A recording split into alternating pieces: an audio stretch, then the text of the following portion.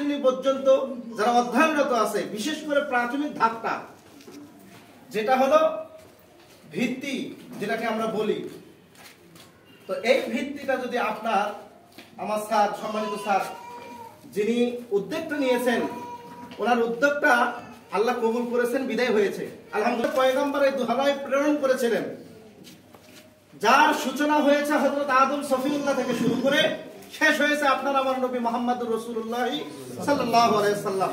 কারণ তারপরে আর কোন নবী আসবে না। নবীজি বলেন আনা খাতামুন নাবিয়্যিন লা নাবিয়্যা বাদি, আমি শেষ নবী, আমার পরে আর কোন নবী আসার সুযোগ নাই। কারণ নবুয়তের দপ্তরের যে দরজা আছে, সেই দরজাটা আমার নবীর মাধ্যমে আল্লাহ পাক বন্ধ করে দিয়েছেন। সম্মানিত উপস্থিতি, মূল কথায় আসি, কোরআন শিক্ষার গুরুত্ব।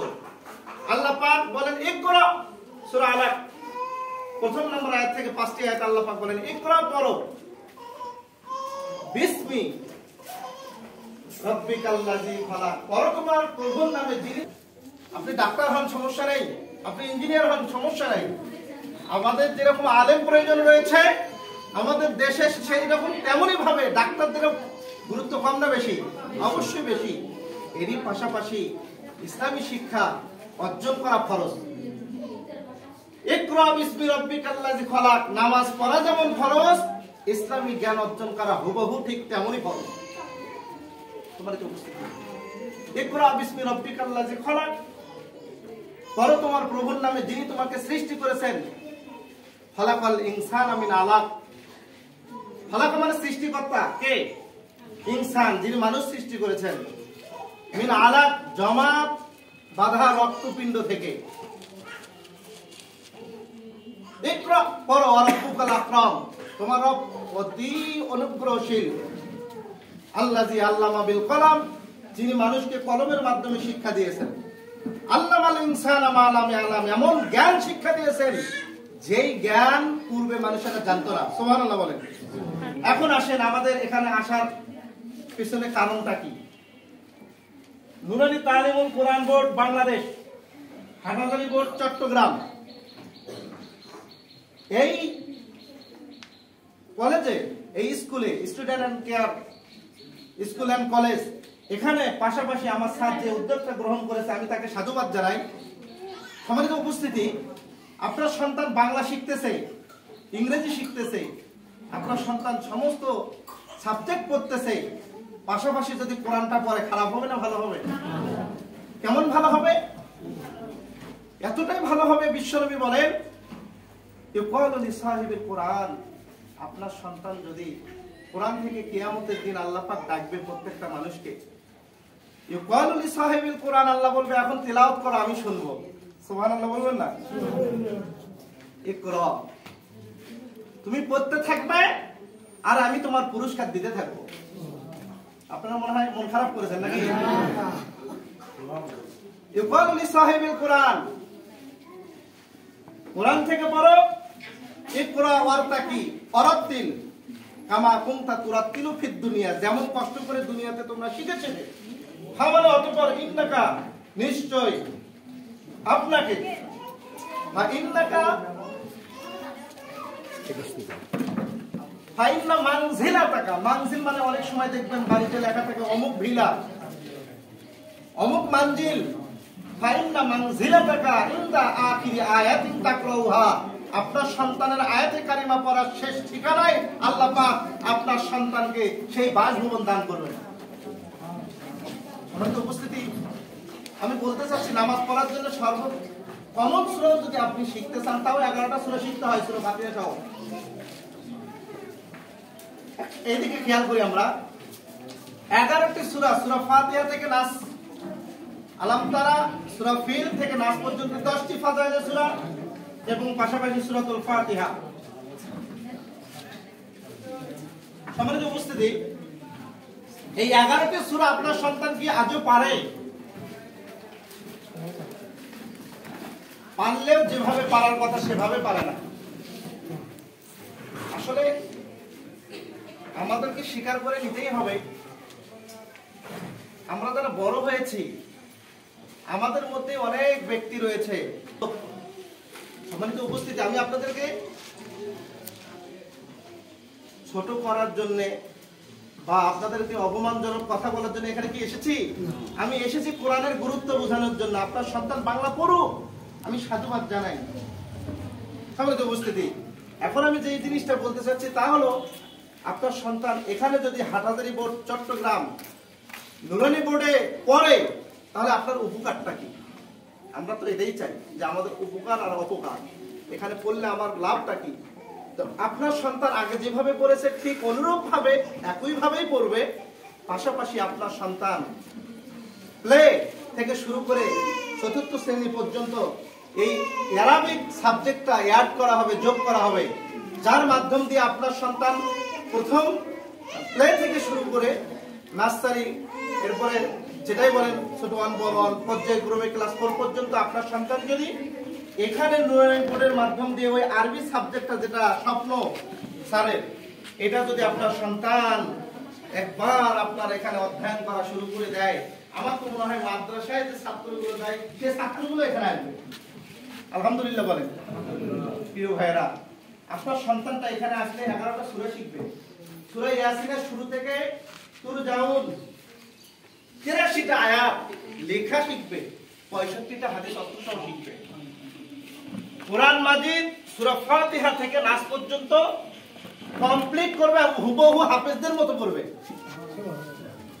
সবার তো উপস্থিতি, আমি আপনাদেরকে বুঝাইতে পারতেছি না যে কোরআনটা যদি এখানে যে সার করতেছে না, আল্লাহ পাক যে এখানে সুযোগ করে দিলেন এই যে 24-এর শেষে 25 থেকে মনে হয় আমাদের পাঠ্যসূচিতে, হ্যাঁ এই মাসের 21 তারিখ থেকে আমাদের পাঠদান শুরু হবে যারা আছে তাদের। আচ্ছা আচ্ছা, সবার তো উপস্থিতি, এই যে কোরআন শিক্ষার গুরুত্ব কি কম?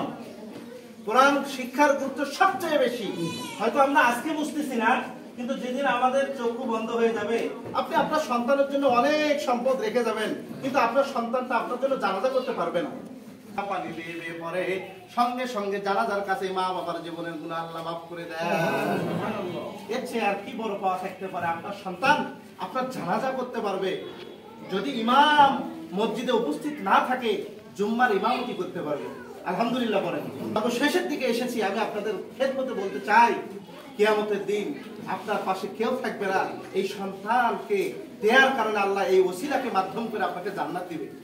শুধু তাই নয়, সম্মানিত উপস্থিতি মা এবং বাবারা, আপনাদের খেদমতে ভাই ও বন্ধুরা, আপনাদের খেদমতে আমি শেষ যে নাসিহা পেশ করতেছি তা হলো, আপনার 100 বিঘা জমি আছে, কিন্তু সন্তানটা সুশিক্ষায় শিক্ষিত হয় নাই।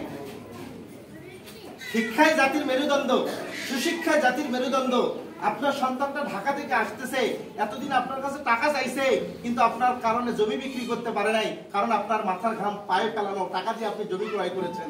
আপনি বেচতে দেন নাই, কিন্তু আপনি হাজী সাহেব হয়েছেন, আপনি অনেক বড় মাপের একজন ব্যক্তি হয়েছেন। সমাজের মধ্যে আপনার 100 বিঘা জমি আছে, ফর এক্সাম্পল, শুধু উদাহরণস্বরূপ আপনাদেরকে বলতে চাচ্ছি, আপনি যেদিন মারা গেলেন, আপনি যেদিন খাটিয়াতে আসেন, আপনার সন্তান আপনার জানাজা করতে তো দূরে থাক, টুপি নাই মাথায়। এটা কি অবাস্তব কথা বললাম? শেষে রুমাল একটা পকেট থেকে বের করে কোনোভাবে খালি মাথায় গিটটা দেয়, দেওয়ার পরে এখন নিয়ত জানে না কি করবে। শেষে এরকম করে বলতেছে, হাজী সাহেব, আপনার জন্য এতদিন আমি জমি বেচতে পারি নাই, আপনার কারণে আমার অনেক দেনা হয়েছিল, আমি কিচ্ছুই করতে পারি নাই। তবে যদিও আপনি আমার বাবা, আপনার জন্য আমার কষ্ট হচ্ছে, আপনি মারা গেছেন, চোখে পানি পড়তেছে, কিন্তু ভেতর থেকে চিন্তা করতেছে আগামীকাল থেকে আমার পথের কাটা সাফ হয়েছে। কি বলেন আপনারা? কেননা আমি আগামীকাল যদি 100 বিঘা পুরোটা ধরেও বিক্রি করি, আমাকে বাধা দেওয়ার আর কেউ নাই। কিন্তু বিশ্বাস করুন প্রাণের ভাইরা, একটি আয়াত করবেন, কিয়ামতের ময়দানে আল্লাহ পাক একটা আয়াতের বিনিময়ে একটা প্রাসাদ আপনাকে দান করবে। এখন শেষ আমলনামা যেদিন একদম বন্ধ হয়ে যাবে, এই সন্তানের কারণে আল্লাহ পাক আপনাকে কবরে আজীবন সওয়াব দিতেই থাকবে। আমার কি হবে উপায়, আমার কি হবে উপায় রে, আমার কি হবে উপায়? কখন বলবে? মারা যাওয়ার পর। এখন তো আমার সন্তানকে আমি ভালো করতে পারি নাই, কিন্তু তখন বুঝে কি কাজ হবে? আমার কি হবে উপায়, আমার কি হবে উপায় রে, আমার কি হবে উপায়? শিশুকাল কোলে কোলে কেটে গেল ভাই, যৌবনকাল ভোগ বিলাসে উড়িয়ে দিলাম হায়। শিশুকাল কোলে কোলে কেটে গেল ভাই, যৌবনকাল ভোগ বিলাসে উড়িয়ে দিলাম হায়।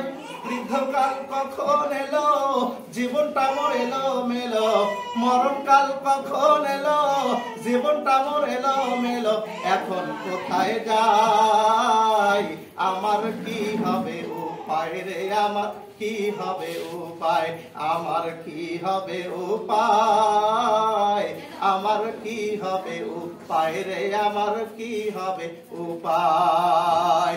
বাংলা অঙ্ক পড়লাম আমি, কোরআন পড়ি নাই, বাংলা অঙ্ক পড়লাম আমি, কোরআন পড়ি নাই, পড়ার পরে কোরআন ছাড়া বাঁচার উপায় নাই। কথা বলেন, কথা কি বাস্তব নাকি অবাস্তব? বাংলা অঙ্ক পড়লাম আমি, কোরআন পড়ি নাই, পড়ার পরে কোরআন অর্জন করতে গিয়ে অনেক অভিভাবক হয়রানি হয়, আমার সন্তানটা আরবি শিখলো না, কি আফসোস। এই আফসোস আর আপনার থাকবে না। স্যারের জন্য আমরা সবাই দোয়া করবো ইনশাআল্লাহ। স্যারের মাধ্যম দিয়ে যে আল্লাহ পাক যে মেহনতটা ইসলামে দিচ্ছে, আমি অনেক খুশি। আমি স্যারের জন্য দোয়া করি, আপনাদের জন্য দোয়া করি। শেষে আমার জন্য দোয়া চেয়ে আমার আলোচনা এখানেই শেষ করতেছি। যদি কোনো ব্যক্তি আমার আলোচনার মধ্য দিয়ে কষ্ট পেয়ে থাকেন, আল্লাহর রাস্তায় ক্ষমা করে দিবেন। আসসালামু আলাইকুম ওয়া রাহমাতুল্লাহি ওয়া বারাকাতুহু।